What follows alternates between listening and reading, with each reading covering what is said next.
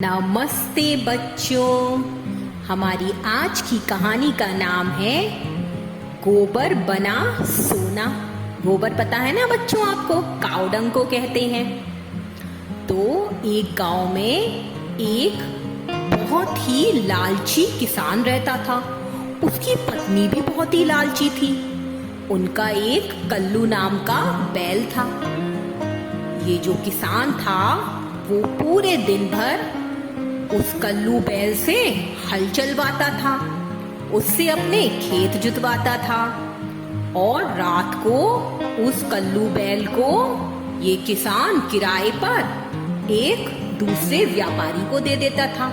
वो व्यापारी रात भर कल्लू बैल से काम लेता था और सुबह होने पर ये किसान वापस जाकर कल्लू को ले आता था और अपने खेतों में ले जाता था काम करवाने के लिए। पर ये दोनों ही लोग कल्लू को खाने के लिए बहुत कम खाना देते थे, जिसकी वजह से कल्लू बहुत कमजोर होता जा रहा था। वो बहुत चिड़चिड़ा भी हो गया था। जो खाना उसको मिलता था उससे उसका पेट ही नहीं भरता था। अब एक बार क्या हुआ कि कल्लू सुबह सुबह बड़ा आलसी हो रहा था। जब किसान उसको खींचने के लिए चल दिया तो कल्लू उठे ही ना। अब किसान बोला, अरे कल्लू बेटा, क्या बात है, तू उठ क्यों नहीं रहा है आज? पर कल्लू तो हिल भी नहीं रहा था। कल्लू मेरे बच्चे, क्या बात है, आज काम पर नहीं जाना है क्या तेरे को? कल्लू तो बस तरह तरह की आवाजें निकाल रहा था और हिलने को तैयार ही नहीं था। तो किसान को लगता है आज ये थक गया है। चलो कोई बात नहीं, आज मैं भी खेतों पर नहीं जाता हूँ। पत्नी ने कहा था कि आज मुझे फिल्म दिखाने ले जाना, तो क्यों ना उसको फिल्म दिखाने ले जाऊं और कल्लू की भी छुट्टी हो जाएगी और मेरी भी। कोई बात नहीं, ठीक है कल्लू, तू आराम कर, मैं तो आज पत्नी के साथ फिल्म देखने जा रहा हूँ। और जो किसान था वो कल्लू को छोड़कर चला गया और अपनी पत्नी से बोला, अरे पत्नी जी। हाँ जी कहिए। चलो फिल्म देखने चलोगी? बहुत दिन से कह रही थी ना तुम्हें कोई फिल्म देखनी है। हाँ जी देखनी तो है, अमिताभ बच्चन की नई फिल्म आई है, वही देखनी है मुझे। हाँ तो चलो तैयार हो जाओ भाग्यवान, जल्दी से तैयार हो जाओ। और पत्नी जल्दी तैयार होने और दोनों किसान और उसकी पत्नी फिल्म देखने चले गए। रात को घर वापस आए, कल्लू के पास गए तो जो किसान की पत्नी थी वो भी बड़ी लालची और कंजूस थी। तो उसने कहा, अरे सुनिए जी, मैं सोचती हूँ आज कल्लू ने कोई काम तो किया नहीं है। हाँ तो तू क्यों ना इसको चारा ना दे? आज कुछ काम नहीं किया है तो हम इतना चारा क्यों वेस्ट करें इसके ऊपर? और ठीक है, अगर ऐसा तुम्हें लगता है तो ठीक है, मत दो चारा इसको, कल दे देंगे जब इसको काम पर ले जाएंगे। और बच्चों उस रात किसान और उसकी पत्नी ने कल्लू बैल को चारा ही नहीं डाला, खाना ही नहीं डाला, बेचारा भूखा ही सो गया। अब सुबह हुई, किसान फिर पहुंचा कल्लू के पास और उसका खींचने लगा उसको चलने के लिए। भाई कल्लू, कल तो तूने बड़ा आराम किया, चल भाई चल, आज काम पर चलते हैं। बच्चों कल्लू तो आज भी हिलने को तैयार नहीं था। बस ऐसी आवाजें निकाल रहा था। अब किसान को समझ नहीं आ रहा था कि वो ऐसी आवाजें क्यों निकाल रहा है। तो उसने सोचा, अरे मेरा बच्चा, तू बीमार है क्या? कल्लू तो कुछ बोल तो सकता नहीं है, वो ओए ओए कर रहा था बस, पर हिलने का नाम नहीं ले रहा था। लगता है तेरे को बुखार आ गया है। जानवरों के डॉक्टर को बुलाऊं क्या? तेरे को इंजेक्शन दिलवाना है क्या? बोल बोल। तभी बच्चों वहां पर एक बड़े ही ज्ञानी विद्वान साधु महात्मा आ गए। वो बोले, ए बच्चे, तुम कुछ परेशान लग रहे हो, अपनी परेशानी का कारण तुम हमको बता सकते हो? तो किसान बोला, महाराज महाराज क्या बताऊं, मेरा ये कल्लू बैल कल से हिल ही नहीं रहा है काम के लिए। अब आप ही बताइए महाराज, एक ही बैल है मेरे पास, गरीब किसान हूँ। अगर ये बैल खेतों में काम करने के लिए नहीं जाएगा तो मेरा घर कैसे चलेगा महाराज? आप ही बताइए, हिलता ही नहीं है। अच्छा बच्चे, अभी मैं देखता हूँ इसको कुछ हुआ तो नहीं है। और महाराज ने कल्लू बैल के सर पर हाथ रखा।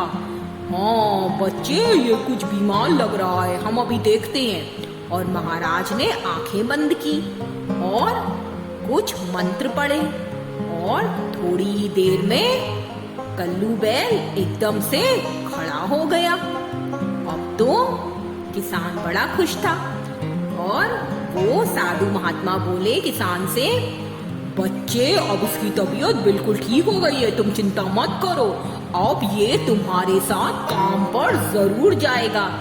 धन्यवाद महाराज, धन्यवाद। मैं आपका ये उपकार कैसे उतारूंगा मुझे नहीं पता।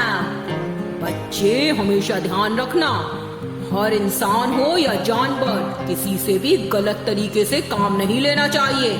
उसका उतना ही इस्तेमाल करना जितनी जरूरत है।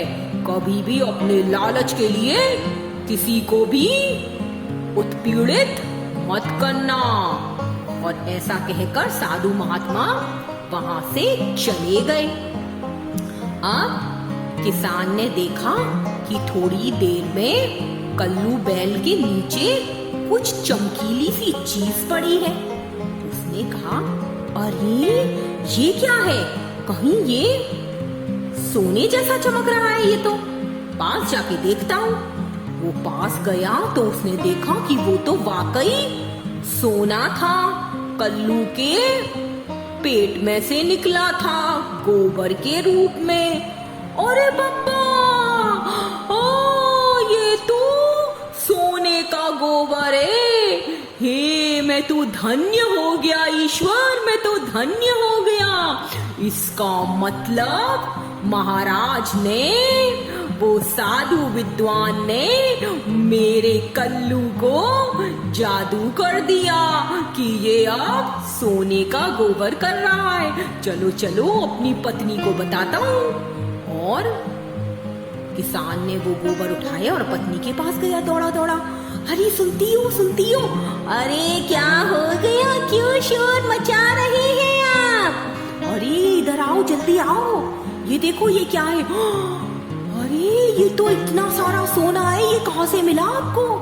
तो किसान ने सारी बात अपनी पत्नी को बता दी। अच्छा अच्छा, तो इसका मतलब अपना कल्लू बैल सोने का गोबर देगा। अरे फिर तो हम उसको बाहर नहीं छोड़ सकते। सही कह रही हो, उसको हम बाहर नहीं छोड़ सकते। अगर किसी ने उसको चुरा लिया तो चलो चलो उसको अंदर लेकर आते हैं। और बच्चों, किसान और उसकी पत्नी दोनों कल्लू को घर के अंदर ले आए और घर के अंदर एक खूंटे से बांध दिया। अब जब भी वो गोबर करता था वो सोने का गोबर निकलता था। दोनों बड़े खुश थे। दोनों ने उस गोबर को एक बोरे में भरा और बोला, सुनो जी, ये गोबर जो सोने का है इसे हम घर पे तो नहीं रख सकते, अगर चोरी हो गया तो फिर क्या करें? अरे करना क्या है, सुनार को बेच आते हैं ये और बदले में पैसा नहीं लेंगे। तो क्या लोगी जी? अरे जमीन लेंगे, जमीन। पैसा तो चोरी हो सकता है। हाँ सच कहती हो तुम। और किसान और उसकी पत्नी दोनों उस सोने को एक बोरे में भरकर चल दिए सुनार के पास। सुनार के पास जाकर दोनों ने कहा, अरे सेठ जी हम कुछ ना आपको दिखाना चाहते हैं। हाँ भाई दिखाओ, क्या दिखाना चाहते हो तुम दोनों? सेठ जी ये सोना है, देखिए कितना चमकीला है, कितना शुद्ध सोना है, शुद्ध सोना। जब सेठ जी ने सोना देखा तो उनकी आंखें तो फटी की फटी रह गई। इतना चमकीला शुद्ध सोना तो उस सुनार ने कभी देखा ही नहीं था। वो बोला, अरे बाचुआ, हमको लगत है कि तुम लोगन ने कहीं से चोरी करी है, सही सही बताओ, नहीं तो हम तुम लोगन को जेल में पकड़वा देंगे। अरे नहीं सेठ जी, ऐसी बात नहीं है, हमें तो एक खजाना मिला है, खजाना। अच्छा, बेवकूफ तो ना बनाए रहे हमें। नहीं सेठ जी, बिल्कुल सही कह रहे हैं, और हमने कोई चोरी वोरी नहीं की है। अब बच्चों, सेठ को तो इतना शुद्ध सोना कभी उसने देखा ही नहीं था। उसने फटाफट से सोना खरीद लिया और उसके बदले में किसान और उसकी पत्नी को अपनी जमीन का थोड़ा सा हिस्सा दे दिया। अब किसान और पत्नी बड़े खुश थे। घर पहुंचे, वो दोनों डेली कल्लू बैल को ज्यादा से ज्यादा चारा खिलाते थे, जिससे कि वो ज्यादा गोबर करे और उनके पास ज्यादा सोना इकट्ठा हो जाए। अब ऐसे ही होने लगा। वो बहुत ज्यादा खाना खाता था बैल, और फिर बहुत सारा गोबर करते था जो कि सोने का होता था। अब तो वो मालामाल होने लगे थे। एक दिन क्या हुआ कि किसान की पत्नी ने देखा कि उसका चारा खत्म हो गया है। वो पति से बोली, ए जी सुनते हो? हाँ बोलो भाई, क्यों शोर मचा रही हो? अरे कल्लू का चारा खत्म होने आ गया। अगर हमने उसे चारा नहीं दिया तो वो गोबर कहाँ से करेगा? और ये चिंता मत करो, मैं अभी जंगल जाता हूँ और कुछ घास फूस और पेड़ पौधे काट के लाता हूँ कल्लू के लिए। और किसान चल दिया जंगल में। अब वो जंगल में पहुंचा तो वहाँ बड़ी तेज बारिश होने लगी और रात भी हो गई। अब उसको रास्ता भटक गया। किसान, उसको रास्ता नहीं मिल रहा था। और जब रात हो गई उधर, तो घर में पत्नी चिंता करने लगी, हे भगवान, इतनी रात हो गई है, ये अभी तक नहीं आए हैं। मुझे तो बड़ा डर लग रहा है भगवान, कितनी देर में आएंगे ये? उधर क्या हुआ, जो कल्लू था उसको बहुत ज्यादा चारा खाने की आदत पड़ गई थी। आज रात उसको चारा नहीं मिला तो वो घर में ही जो भी कुछ मिल रहा था वो खाने लगा। घर में तोड़ फोड़ करने लगा, जो भी चीज उसको दिखती थी वो खाने लगता। अब किसान की पत्नी परेशान हो गई, अरे कल्लू, ये क्या कर रहा है तू? इस तरह से मत कर मेरे बच्चे, मत कर, इस तरह से तू बड़ा भारी नुकसान कर देगा, मत कर मत कर। और वो उसके पीछे भागने लगी। वो जो भी चीज खाता वो उससे मना करती। अब कल्लू को आया गुस्सा, उसने रस्सी तोड़कर कहाँ बाहर की ओर भागने लगा। अब पत्नी उसके पीछे पीछे भागी। अब कल्लू भाग रहा था, अंधेरा हो गया था, बारिश आ रही थी। वो जंगल की तरफ भागे जा रहा था और किसान की पत्नी उसके पीछे पीछे। तभी एक बहुत बड़ा गड्ढा आया। हाँ बच्चों, और कल्लू उसमें गिर गया। अंधेरे में कुछ दिख तो रहा नहीं था। जब किसान की पत्नी वहां पहुंची तो वो देख के दंग रह गई। हे भगवान कल्लू, बेटा मैंने तुझे मना किया था ना कि मत भाग, पर तू नहीं माना ना। हे भगवान, अब मैं इसे इस गड्ढे में से कैसे निकालूं? वो कोशिश करने लगी और कल्लू बैल भी ऊपर आने की कोशिश कर रहा था। उसने अपनी बहुत सारी ताकत लगाई, पर वो इतना थक गया कि उसकी सांस ही फूलने लगी। और अब ऐसा लग रहा था कि वो इतना थक गया था कि अब वो जीवित भी नहीं रहेगा। अब किसान की पत्नी घबरा गई और सोचने लगी, हे भगवान, इतनी रात है, बरसात भी हो रही है, ये कल्लू थक भी गया है, बिल्कुल घायल हो गया है ऊपर आने के प्रयास में, पर ऊपर नहीं आ पाया। मुझे लगता है अब ये ज्यादा देर जीवित नहीं रहेगा, और अगर ये मर गया तो इसके साथ साथ वो सारा सोने का गोबर भी खत्म हो जाएगा। क्यों ना मैं ऐसा करूं कि इसका पेट फाड़कर इसके पेट में से सारा सोने वाला गोबर निकाल लूं। हाँ, इसके जीवित रहते ही ये काम कर लेती हूँ, नहीं तो इसके मरने के बाद तो पता नहीं गोबर निकल भी पाएगा या नहीं। और वो बदहवासी इधर उधर भागने लगी, कुछ ऐसी नुकीली चीज देखने के लिए जिससे वो कल्लू का पेट फाड़ सके। हाँ बच्चों, और थोड़ी दूर पर उसे एक पेड़ की एक नुकीली सी टहनी दिखी। अब उस नुकीली पेड़ की टहनी को तोड़ के ले आई। वो इतनी नुकीली थी कि अगर उससे वार किया जाए तो किसी का भी पेट फट सकता है, और उसने यही किया बच्चों। उस मूर्ख किसान की पत्नी ने अपने कल्लू बैल के पेट पर वार करा। इतने वार करे, इतना वार किया कि उसका पेट फट गया और वो वहीं की वहीं मर गया। उसके अंदर से बहुत सारा गोबर निकला, पर वो गोबर जो था वो सोने का नहीं था, वो तो मामूली गोबर था। अब पत्नी सोचने लगी, हे भगवान, ये मैंने क्या कर डाला। ना तो मेरा बैल रहा और ना ही गोबर मिला। हे ईश्वर, मेरे से कितना बड़ा गुनाह हो गया। मैं अपने लालच में आके अपनी बैल को भी मार दिया। हमारी जीविका का यही तो एक साधन था। हे भगवान, अब मैं अपने पति को क्या मुंह दिखाऊंगी। उधर सुबह हो गई, किसान वापस आया, और जब उसने चारे के लिए बैल को ढूंढा तो बैल तो था ही नहीं। और किसान की पत्नी ने सारी कथा अपने पति को सुना दी। अब किसान भी बड़ा ही परेशान होने लगा कि उन दोनों के लालच के कारण उनका बैल मारा गया। उधर क्या हुआ पता है आपको? जो सुनार के पास किसान का बेचा हुआ सोने का गोबर था, वो भी उस बैल के मरते ही मामूली गोबर में बदल गया। किसान ने सुबह सुबह ये देखा कि उसकी बैल भी नहीं रही और उसकी पत्नी भी परेशान है। और उधर दौड़ा दौड़ा सुनार आया, उसके घर में बदबू फैल गई थी।